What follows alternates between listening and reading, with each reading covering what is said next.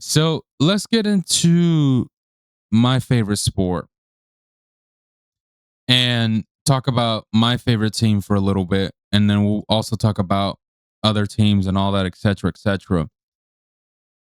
So let's have let me let's start off with this one because this one was very interesting.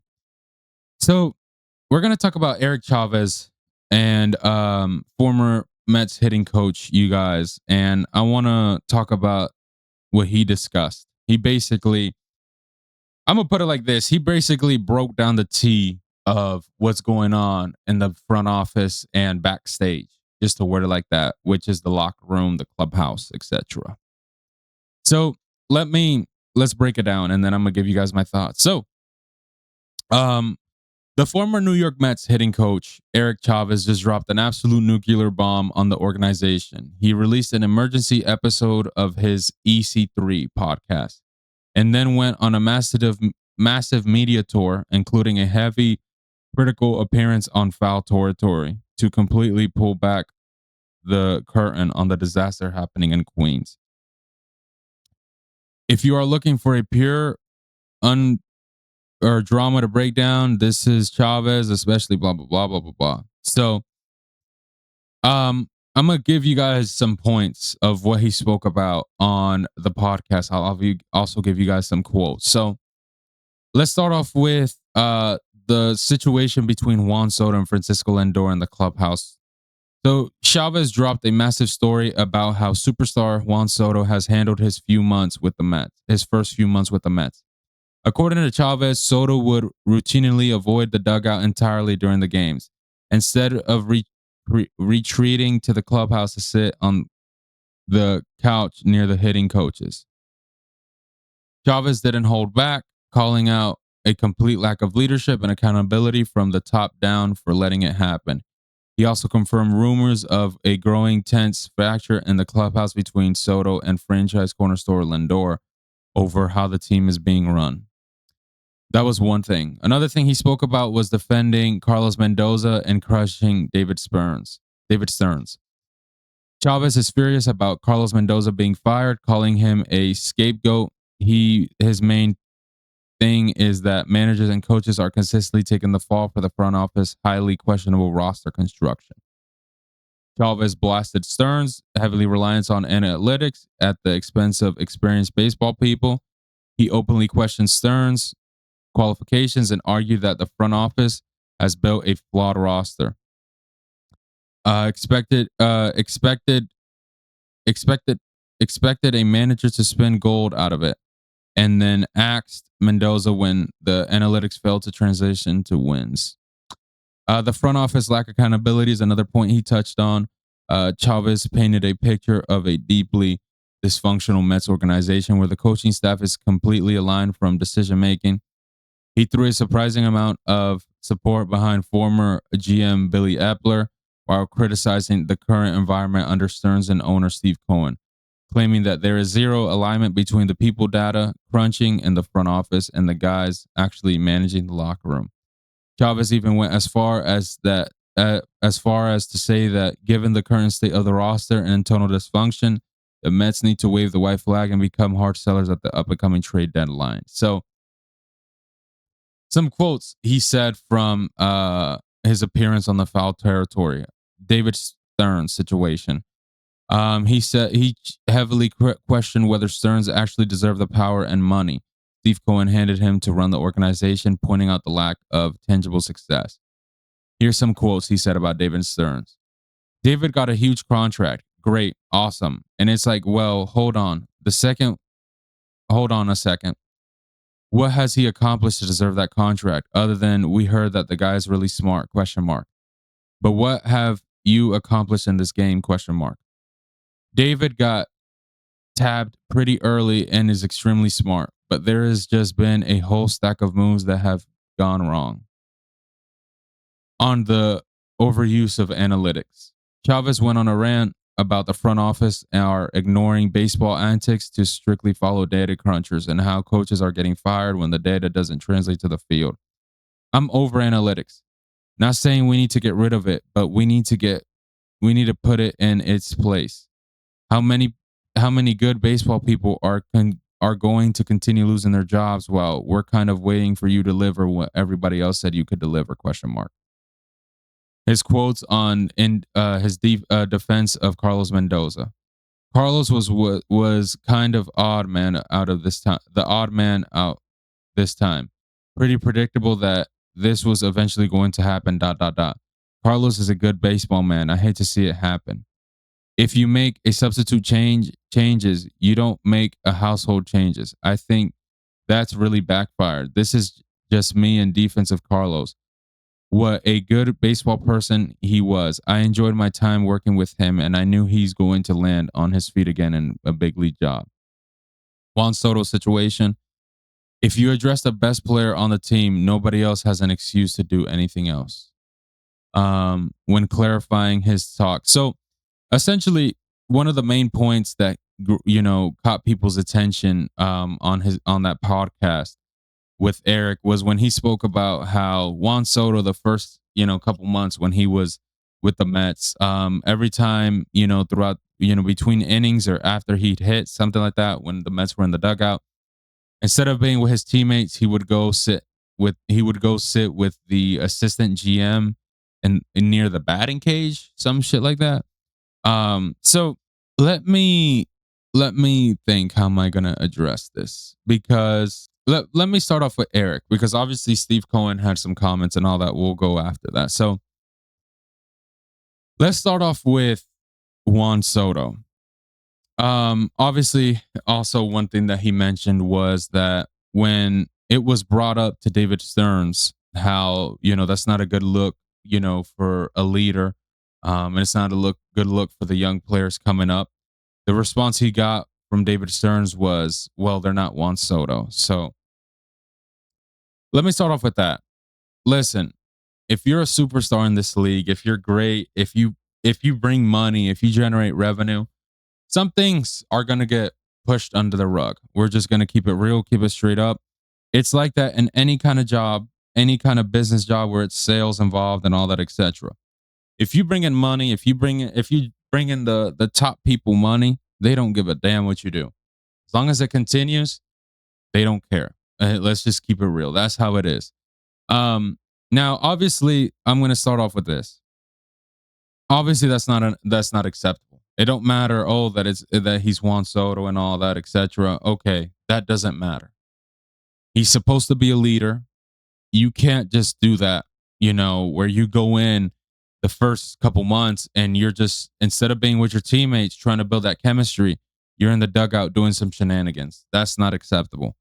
Now with Lindor and Soto situation, obviously that's between them. That's private, whatever they want. Now we've seen that they speak to each other, they're best friends. It's like Juan Soto said, which he spoke about. You're not going to kiss the girl right away. That's the quote that he said.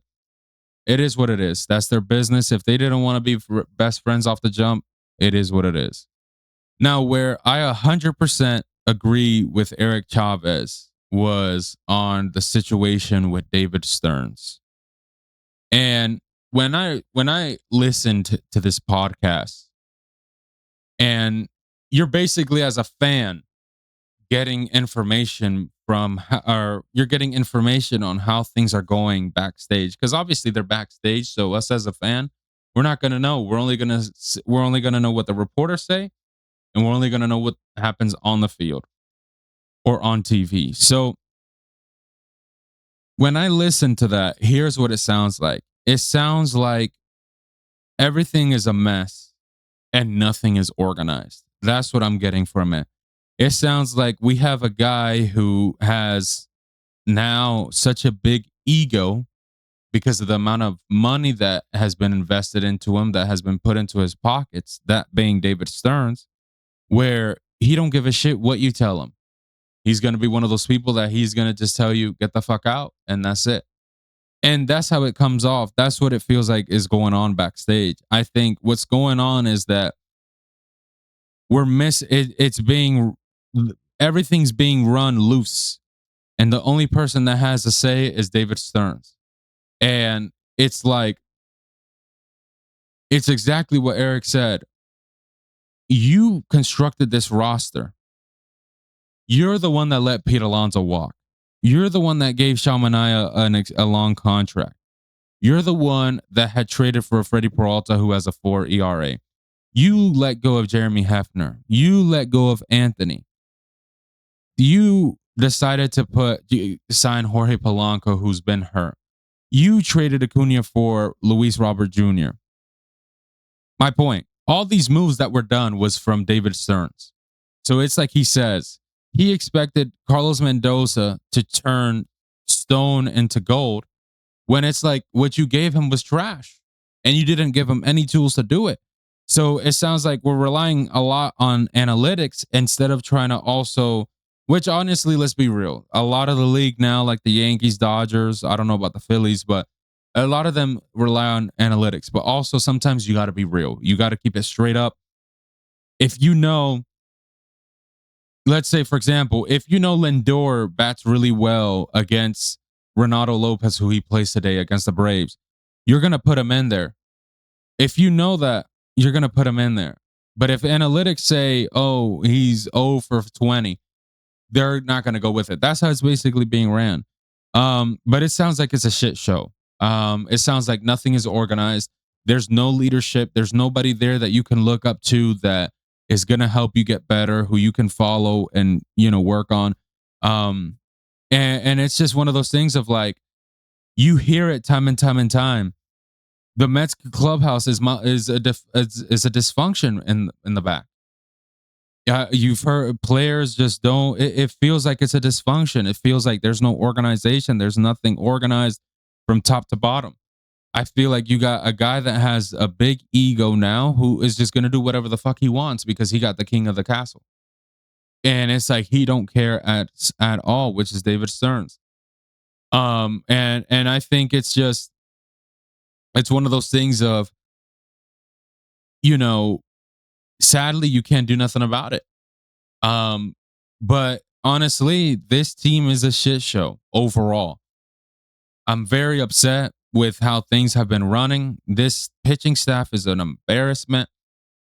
We seem to just embarrass ourselves game after game. I've been watching both games that they've played the Braves. I saw the one from yesterday on Sunday, and I saw the one from Saturday. And this isn't a complete embarrassment of a team. You got players dropping fly balls. You got players dropping, throws at first base, that being Mark Vientos. You got players just not doing the basic of just calling ball, boom, I'm getting it, get out the way. It's like, it's a flat out embarrassment, dude. Like, it's sad. We went into the ninth inning, I think it was 10-3 against the Braves, and we finished 10-9. We almost blew that 7-point lead. Is that it? Like, do you think that, does that process into people's mind, especially in that front office, like that's good? That's an embarrassment. That's a flat out embarrassment. We gave up a grand slam, and then we were this close to shit in the bed, giving up the lead to the Braves. They had a runner on second and third, I think, with 2 outs. And lucky enough, because you get Devin Williams who comes in and you just want to shiver and be scared and frightened because this dude is dog shit as well. But lucky enough, he struck out Dom Smith and we won the game, but we almost gave up that lead. That's embarrassing. That is flat out embarrassing. And then Mark Vientos, he got to get the fuck up on, man.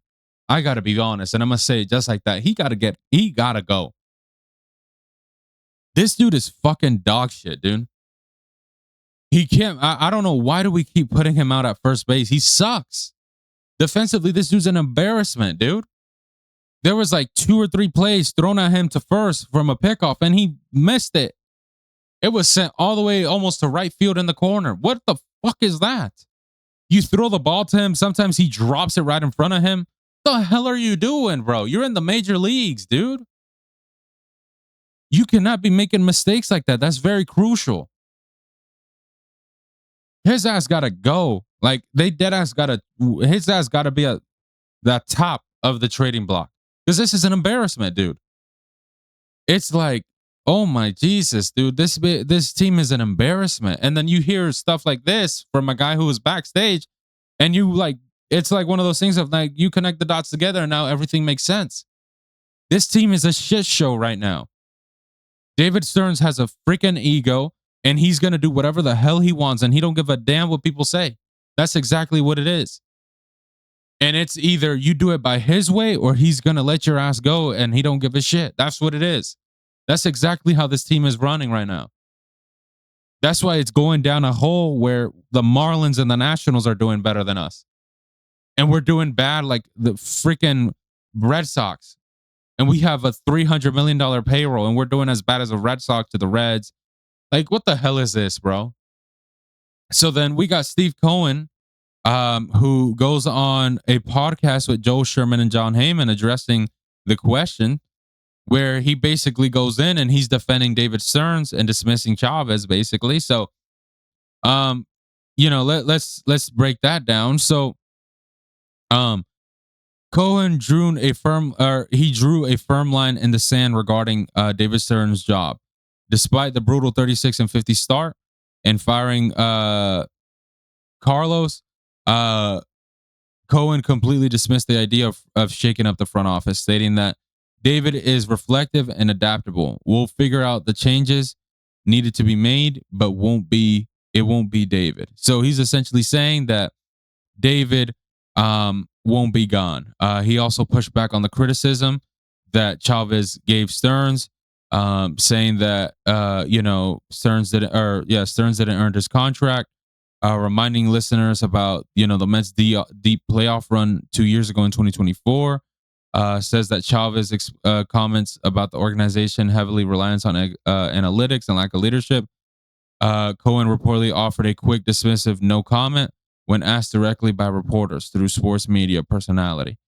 Also, the Soto and Lindor dynamic, Cohen shied away from it, addressing the report. He says, I believe strongly that these guys are getting along much better. I just don't see that there's an issue anymore. So there was an issue, essentially. I'm lucky enough to have two high quality players like that. So bottom line with the Mets from Cohen, it looks like he's made it clear that there won't be no full scale teardown in front office. Superstars core isn't blowing up. That he's not basically going to trade those two gentlemen. And he burned the charm. He says, he basically was defending David Stearns. He said, it's a mixed record. I'm not going to say it's doing great, but it's too early to really make evaluations. And I really feel strong that if we're going to burn and churn, that's a terrible place to be. Every time you burn and churn, guess what?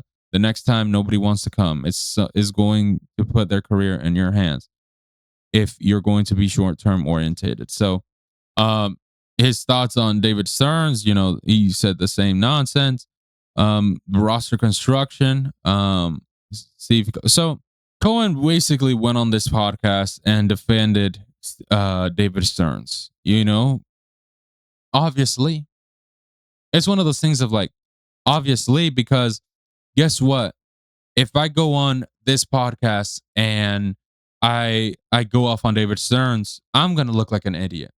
Because I was the one that brought him in. I was the one that was desperate, and I gave him all the money in the world to come in. So why am I going to make this dude look like shit if I'm the one that made him? I brought him in.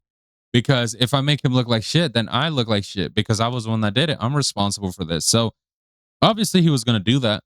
I'm not happy with the mindset that Steve Cohen has, because it's one of those things of like, my guy, you're the same gentleman that came in and said that if in 5 years you didn't win a championship and bring a championship to the Mets, it's an automatic failure. This is a failure. We're in like year 6 now, and this team is an embarrassment. We didn't make the playoffs last year, and we're in dead last right now. Forget that 2024. That's in the past now. We got to look forward. And we're trying to get better, but what we do is we just play like shit. We make trash decisions that don't make sense. And we do stuff that just doesn't add up. Why the hell we let go of Pete Alonso? Why did we let him go? because of some stupid contract at the last 4 or 5 years of his contract, the back end. Who gives a shit? Who cares? Now you let him walk, and you go get you got Mark Vientos, who's just fucking trash on offense and defense. You got your first baseman who you're signed, who's been on the IL now for who knows how long. Who knows when the hell he's gonna come back? You got Devin Williams. You signed Devin Williams when you know that he sucked with the Yankees, and now he's trash. You traded prospects for Freddy Peralta, who is doing trash, who you know wants an extension of a long contract, who you don't give long contracts to because you don't like giving long contracts to pitchers, which doesn't make sense. So it's becoming one of those things of like, what the hell, man? What the hell? Like, this team is doing bad. Horrible, horrible, horrible. And just hearing what Chavez said, it just makes even more sense of why this team's an embarrassment, because there's no direction. There's no organization. Everything is whatever Dave Stearns says, and he don't give a shit what you say. He's just going to fire you because now he has such a built up ego from Steve Cohen's, you know, great, kissing his ass essentially and giving him all that money now. David Stearns simply hasn't done a good job at all. Last year, when he made those trade deadline moves, getting Ryan Hatsley and Gregory Soto, they went to shit. None of those players are on the team anymore, and they didn't do good at all. So now you go into it. Now we're sellers at the deadline. The deadline is in a couple weeks. We're not going to get better, especially when we're giving up a 10-3 lead to our division rival, the Braves, who are in first place. So it's just like, we got to get rid of Freddie. We got to get rid of Mark. We got to get rid of Sean Manaea. We got to get rid of, Clay Holmes when he comes back, if he comes back healthy. Because we're going to need players. We're going to have to get into that selling mode again, which is embarrassing. Because this is a New York team, and we're playing like dog shit. Literally. But man, this is sad. I can't even lie to you. Now, continuing on a little bit.